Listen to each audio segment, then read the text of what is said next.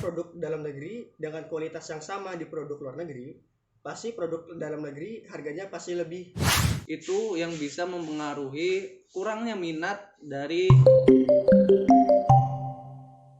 Assalamualaikum warahmatullahi wabarakatuh. Waalaikumsalam warahmatullahi wabarakatuh. Selamat datang di video podcast dan Q&A pada kali ini. Jadi kali ini saya mengundang bintang tamu sekaligus narasumber yang akan mengisi podcast pada hari ini, yaitu Saudara Faris Hanafi. Oke, jadi narasumber Faris Hanafi akan membahas tentang tema pada hari ini, yaitu tentang perdagangan luar negeri.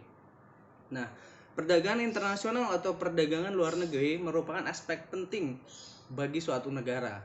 Nah, perdagangan internasional terjadi karena adanya perbedaan sumber daya seperti sumber daya manusia, sumber daya alam, seperti iklim dan letak geografis. Nah, serta perbedaan kesamaan ekonomi dan sosial yang tersedia pada suatu negara. Nah, perbedaan yang terdapat pada masing-masing negara tersebut menimbulkan perbedaan barang yang dihasilkan.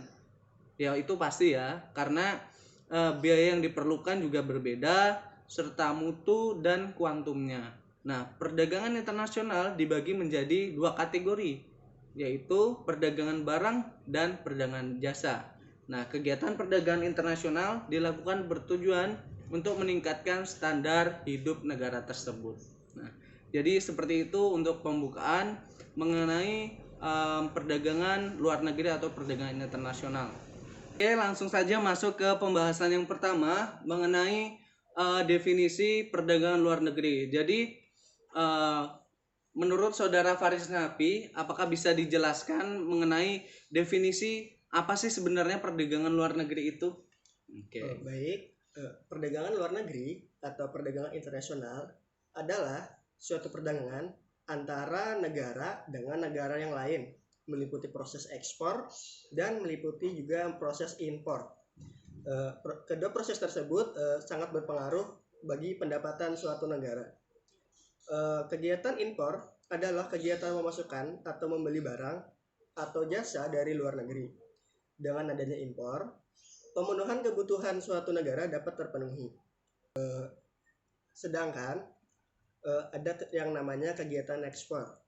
Kegiatan ekspor adalah kegiatan yang mana kebalikan dari kegiatan impor, yaitu kegiatan menjual barang atau jasa ke luar negeri. Perdagangan internasional melibatkan mata uang sebagai transaksi jual beli, antar negara, dan hukum yang digunakan sesuai dengan hukum internasional. Oke, baik. Yang sudah kita tahu bahwa tadi Saudara Faris telah menjelaskan mengenai perdagangan internasional atau perdagangan luar negeri, yang dimana hakikatnya atau definisinya yaitu suatu perdagangan yang dilakukan oleh satu negara ke negara lain dengan maksud untuk menjual melalui ekspor maupun impor, dan melakukan perdagangan tersebut melalui jalur hukum internasional. Jadi seperti itu. Oke, lanjut untuk pembahasan selanjutnya atau pertanyaan yang kedua, sebenarnya apa sih tujuan dilakukannya perdagangan luar negeri itu? Silahkan untuk Saudara Faris. Baik, tujuan adanya perdagangan luar negeri yang pertama adalah menaikkan devisa negara.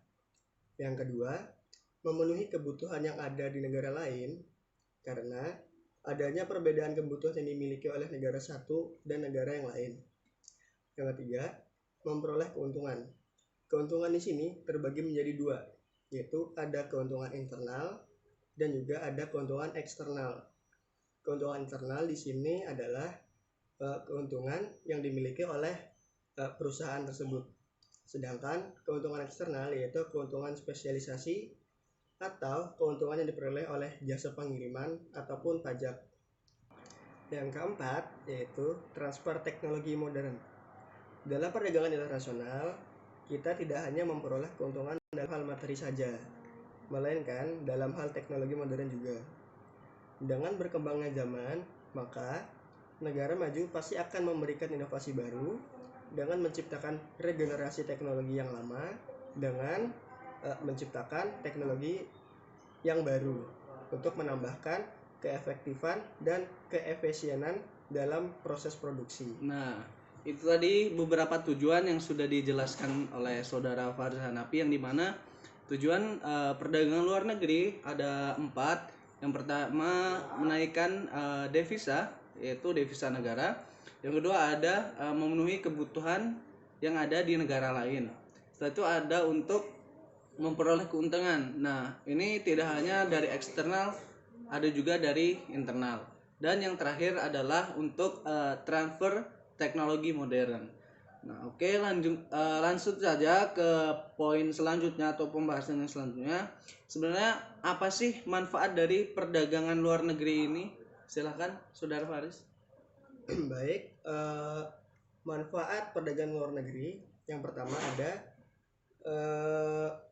memungkinkan dunia untuk memanfaatkan sumber daya secara proporsional dan telah membangun hubungan ekonomi antara negara-negara yang berbeda. Lalu ada mempererat hubungan antar negara baik secara bilateral ataupun hubungan dua negara maupun hubungan multilateral, yaitu hubungan dengan banyak negara. Lalu manfaat yang berikutnya ada juga memungkinkan beberapa negara yang saling membantu seperti mempercepat proses pembangunan.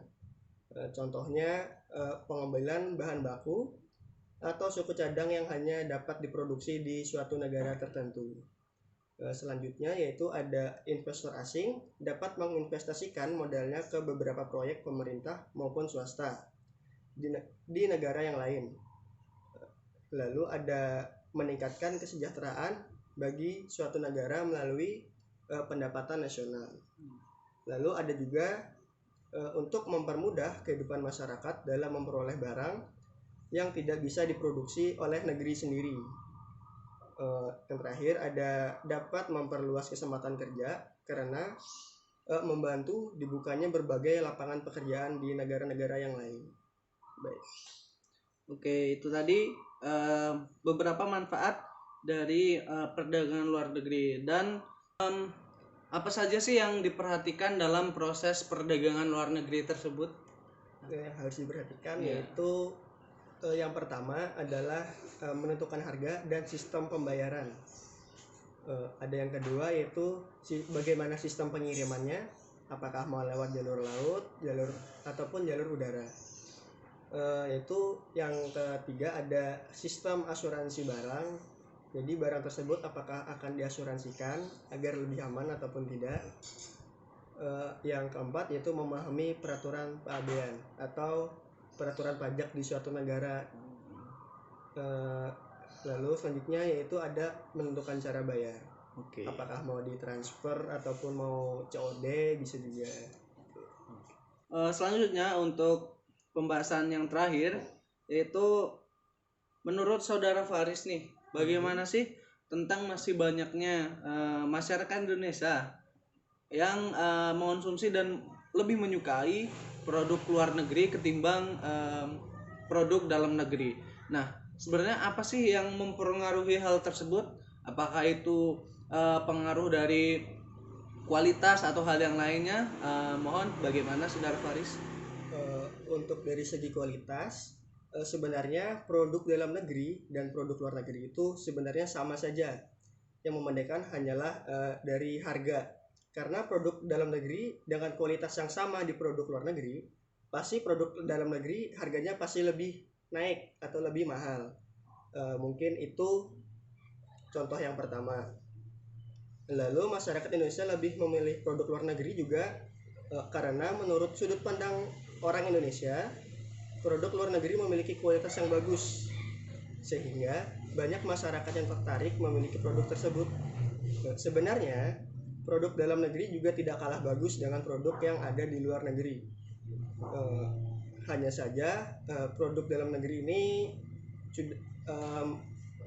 karena kalah saing. Ya, benar. Karena saing, ya? Karena mungkin kalah merek, mungkin produk luar negeri kan mereknya udah terkenal tuh, udah terkenal di mana-mana gitu. Jadi faktor-faktornya itu karena produknya lebih mahal yang di dalam negeri. Lalu ada produk dalam negeri jarang dibeli juga karena kemasannya mungkin kurang menarik. Lalu kurangnya inovasi produk yang ada dalam negeri, juga ada lokasi yang kurang memadai dan kurangnya menggunakan media iklan. Jadi itu saja. Oke, baik. Mungkin cukup sekian untuk pembahasan mengenai perdagangan luar negeri. Dan untuk mengakhiri podcast kali ini, saya hanya ingin menyampaikan mengenai perdagangan luar negeri yang tadi sudah saya sampaikan dan Saudara Fars sudah jelaskan bahwa perdagangan luar negeri adalah perdagangan yang dilakukan oleh negara-negara secara internasional, tidak hanya dari dalam negeri. Nah, hal-hal yang bisa dilakukan dalam perdagangan luar negeri yaitu adalah ekspor maupun impor, itu bisa dilakukan. Nah, dan lalu mengapa sih tadi sudah jelaskan juga oleh Saudara Faris, mengapa masih banyak masyarakat memilih produk luar negeri ketimbang produk dalam negeri. Nah, yang bisa saya sampaikan bahwa produk luar negeri kualitas dari barang tersebut sangat baik. Lalu kemasannya menarik ketimbang produk dalam negeri. Lalu kurangnya inovasi dalam kreasi produk tersebut. Lalu tempatnya lokasi yang kurang strategis atau kurang nyaman bagi pelancong. Nah, mungkin itu yang bisa mempengaruhi kurangnya minat dari konsumsinya masyarakat Indonesia terhadap barang produk dalam negeri.